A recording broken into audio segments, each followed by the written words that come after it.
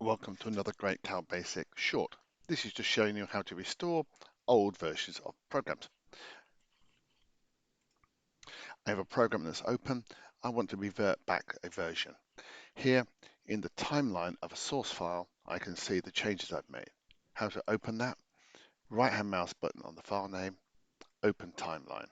Now I can go back a week or I can go back 5 minutes and understand what's happened. Let's see what happened a week ago.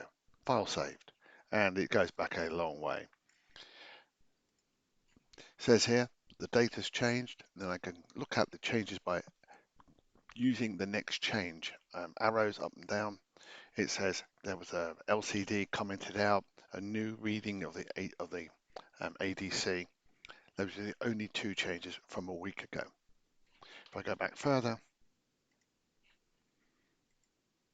so then we can see other changes coming in. Close that. To revert the change, simply right hand mouse button on that particular version, and then you can actually restore the contents.